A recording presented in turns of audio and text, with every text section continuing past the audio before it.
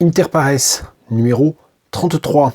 Et je fais tenir le micro avec une pince à linge jaune, parce que c'est normal, on va parler de traduction, de théorie de la traduction, de réflexion sur la traduction, et on le sait, les pinces à linge jaunes sont les outils principaux des traducteurs.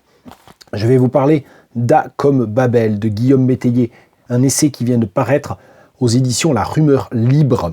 Et c'est un essai en 12 parties, et c'est la reprise. Alors je ne suis pas allé vérifier s'il y avait eu des modifications, des corrections, des ajouts, mais c'est la reprise d'un feuilleton en 12 épisodes que Guillaume Métayer a fait paraître dans la revue Catastrophe, l'an dernier je crois.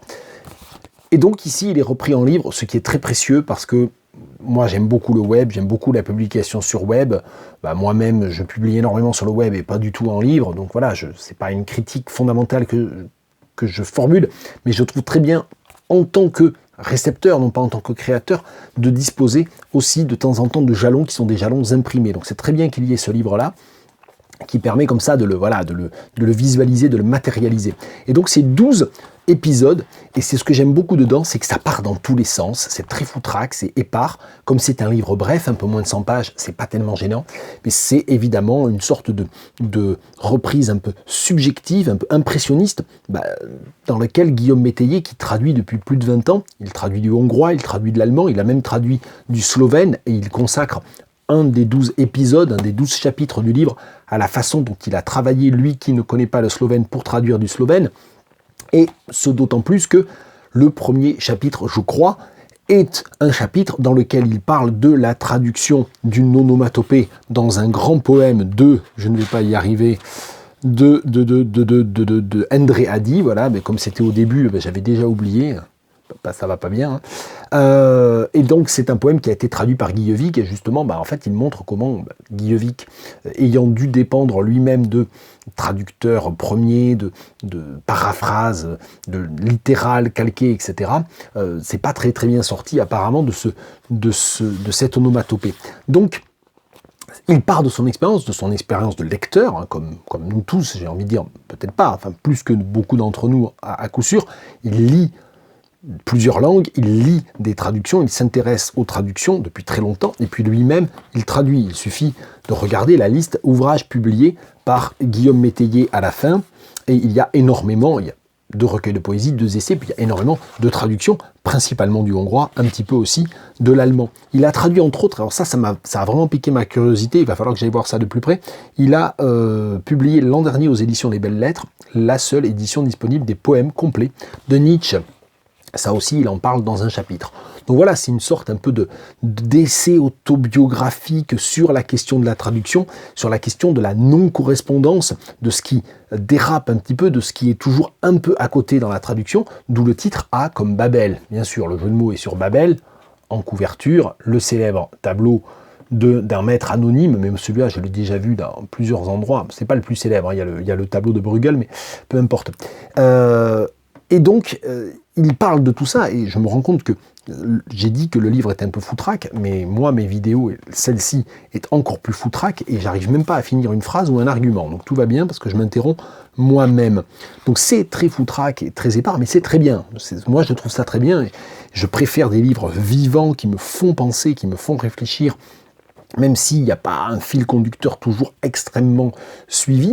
Néanmoins, il y a un fil conducteur, et ce fil conducteur, on peut considérer que le chapitre 12, le dernier chapitre, porte une sorte de conclusion à ce sujet. Et plutôt que de continuer à blablater ou à déblatérer ou à blatérer, je ne sais pas comment il faut dire, je vous propose de lire ça.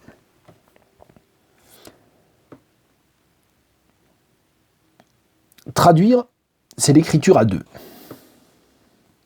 Le dialogue socratique des textes et des langues que de fond en comble, fût-ce sur un petit périmètre, ils émeuvent à chaque fois. Comment se passer de ces séismes-là ?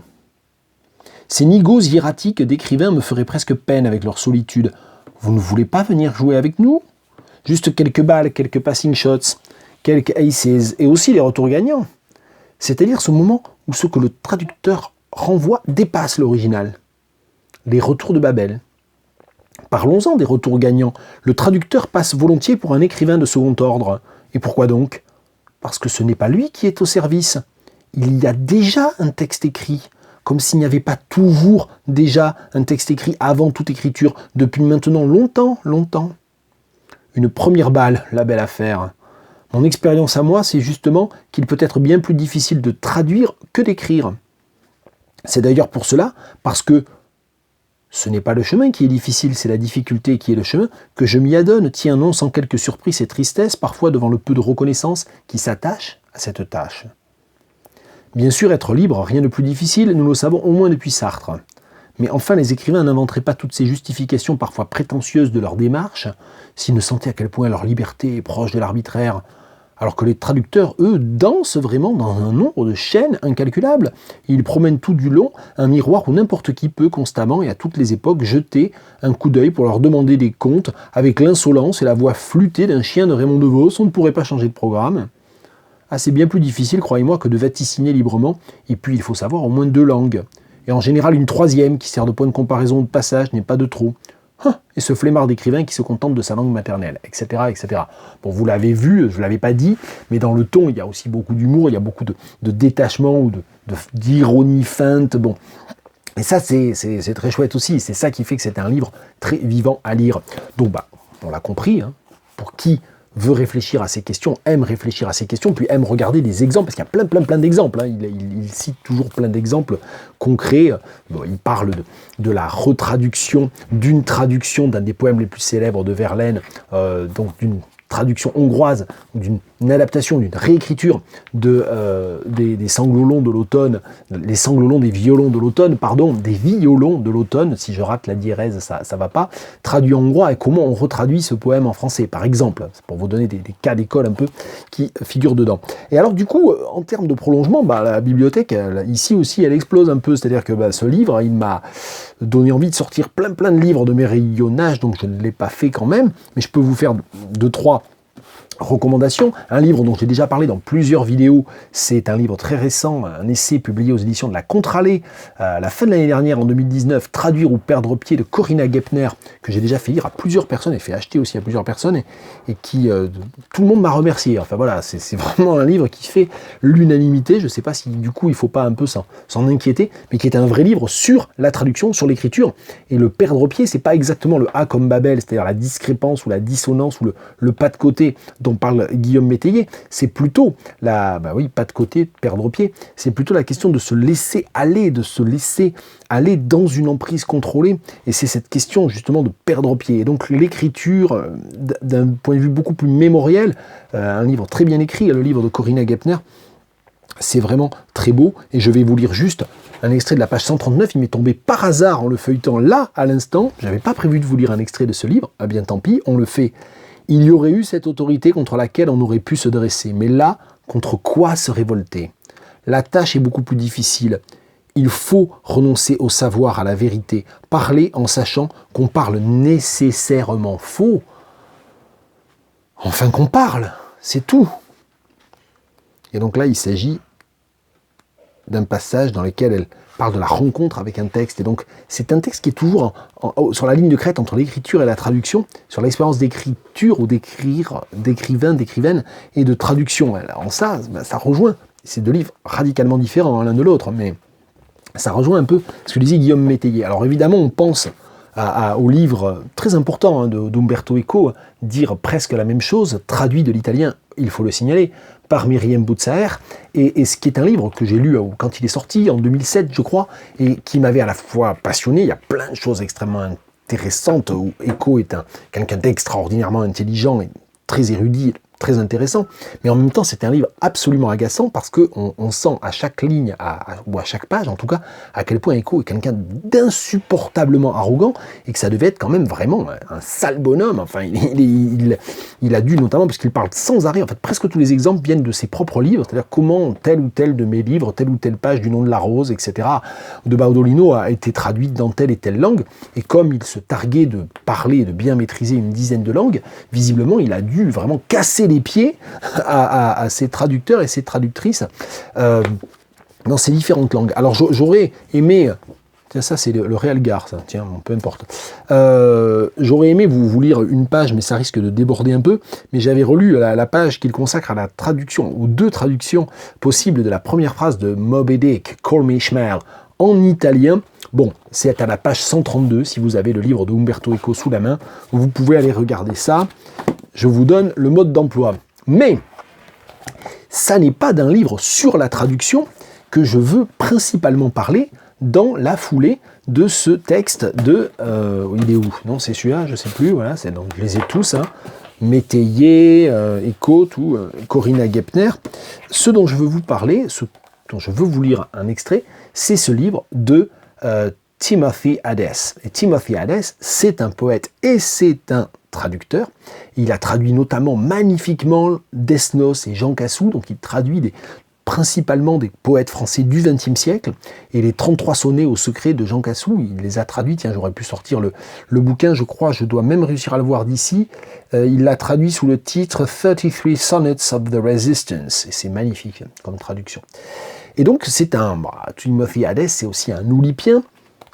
C'est le père du grand compositeur Thomas Hadès, et ça ne le gênerait pas que je dise ça, parce que je crois qu'il est très très fier de parler du travail de son fils. Et ici, il a en fait réécrit tous les sonnets de Shakespeare, selon un principe lipogrammatique. Vous voyez, Shakespeare Sonnets, ils deviennent quoi? Loving by Will, vous devinez quoi? Eh bien, évidemment, tous les sonnets de Shakespeare ont été réécrits sans la lettre E. Alors, traduction ou pas traduction? Transcription, réécriture, que se passe-t-il? Réécriture, ça n'est pas une traduction, mais en même temps... Ok. Et c'est un livre vraiment super. Je vais vous lire le sonnet 100. Je crois qu'on ne lit jamais, on ne cite jamais, on n'étudie jamais vraiment le sonnet 100. Il y a des grands classiques de l'herméneutique shakespearienne, le 18, le 55, enfin même en première année de fac, tout ça. Les deux premiers sonnets à la Dark Lady, les sonnets qui utilisent les amphibologies autour du mot will, enfin il y a comme ça quelques sonnets qui sortent vraiment dans toutes les anthologies, puis d'autres qu'on rencontre de manière plus rare ou moins régulière. Puis le sonnet 100, je pense que, moi je l'ai lu parce qu'à un moment donné j'avais lu tout en entier quand j'étais étudiant en classe prépa, puis ensuite je les ai relus en entier aussi un peu plus tard, mais le sonnet 100, je ne l'ai pas lu souvent. Donc je vais vous lire le sonnet 100 de Shakespeare, et puis je vais vous lire la traduction lipogrammatique de Timothy Hadès. Shakespeare. Sonnet 100. Wear out thou, muse, that thou forgetst so long to speak of that which gives thee all thy might. Spend'st thou thy fury on some worthless song, darkening thy power to lend base subjects light? Return, forgetful muse, and straight redeem in gentle numbers time so idly spent. Sing to the ear that doth thy lays esteem, and gives thy pen both skill and argument. Rise, resty muse, my love's sweet face survey, if time hath any wrinkle graven there, if any, be a satire to decay, and make time's spoils despied everywhere. Give my love fame faster than time wastes life, so thou preventst this scythe and crooked knife. Et voici maintenant la version sans E, sans la lettre E, de Timothy Hadès, qui ajoute un titre à chaque fois. Il utilise toujours ce système où il ajoute un titre aussi. A call for inspiration to furnish aid as of old. My lyrical Parnassian, c'est génial quand même. La muse, my lyrical Parnassian. Bon, je vais pas m'arrêter à chaque fois que je trouve ça génial parce que ça va durer 2 heures. My lyrical Parnassian, why so long away from what affords you all your might? Wasting your passion on a rubbish song, dimming your bulb and making trivia bright? Turn, oblivious lady, clawing back in my mild stanzas all your lazy days. Sing to this auditor as both knack and topic for you, and applause as your lays. Up, idling lady, scan my darling's brow. Has old man TikTok dug a sulculus? If so, you'll wax satirical and low, scorn Of this spoiling grows ubiquitous, puff, my chuck's glory quick as clocks run slow. Thwart his sharp cuts, obstruct his wounding blow. Et c'est vraiment super drôle. Bon, je ne suis pas sûr de le rendre très drôle, mais je vous le montre quand même. Parce que comme j'ai pas très bien lu, ça vous donne une idée. Voilà, entre autres centaines de choses, ce que la lecture de A comme Babel de Guillaume Métayer m'a suggéré. Et j'ai oublié, je m'aperçois de dire une chose, c'est qu'il y a un sous-titre à A comme Babel, c'est traduction, virgule, poétique. Et ça n'est donc pas un livre sur la traduction poétique, mais sur la traduction. Et c'est aussi une poétique. Allez,